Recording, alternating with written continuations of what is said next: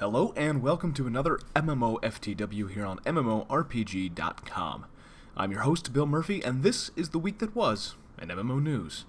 And what a week it was, if you like bad things happening. Right off the bat, we'll get the biggest bad news out of the way. EverQuest Next has been cancelled.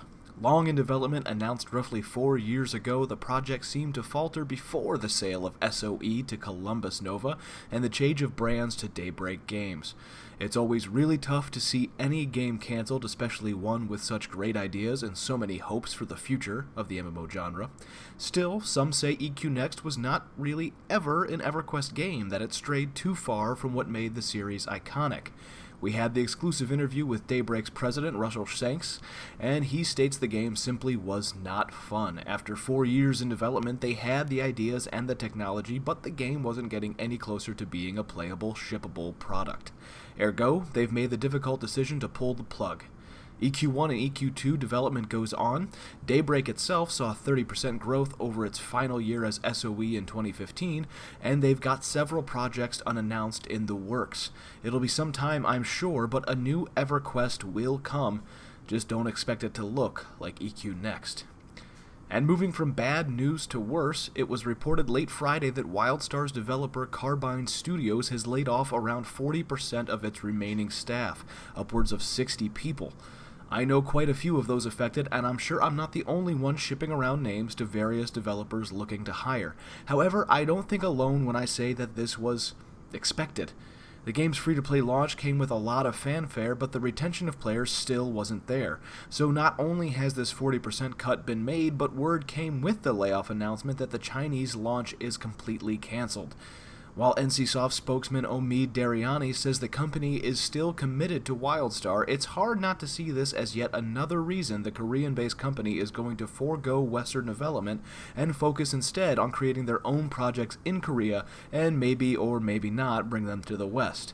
Master X Master and Lineage Eternal are still coming, we hope, after all. Still, here's hoping the Steam launch can give the WildStar team the attention it deserves. Polygon is reporting that sources are claiming further cuts are expected, and the sundowning of WildStar and closure of Carbine is all but inevitable. But there's a good game there. It may just be too late for it to ever find its solid footing. We'll have to see, and I'm definitely pulling for Chad Moore and the rest of the crew remaining at Carbine. And in other news this week, and much better news, Elder Scrolls Online launched its latest DLC, the Thieves Guild.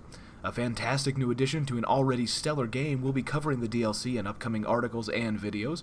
It really tweaks the whole thieving and stealth experience, adds a nice long quest line around the Thieves Guild itself, adds a brand new passive skill line, a new 12-player trial, and more. It's free to subscribers, and you can buy it permanently for 2,000 crowns or about $20.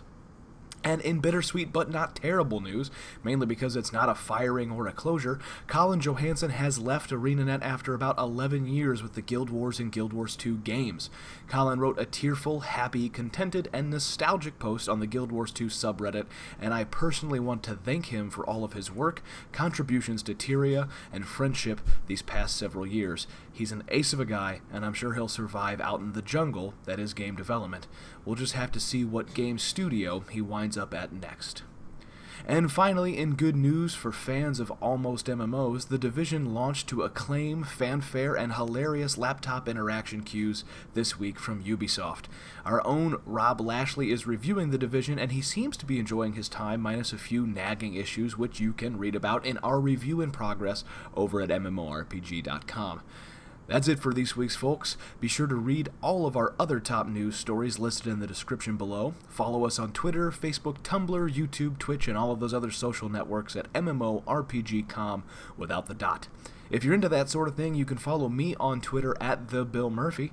Have a great weekend, and remember, don't let a bad pug or the closure of EQ Next get you down.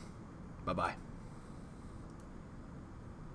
Make sure to level up your MMO knowledge by visiting MMORPG.com, subscribing to our YouTube channel, and by following us on social media. To catch up on the week's biggest MMO news, watch our latest MMOFTW. And to see if there's a better MMO out there for you, watch one of our latest First Impressions videos. Thanks for watching.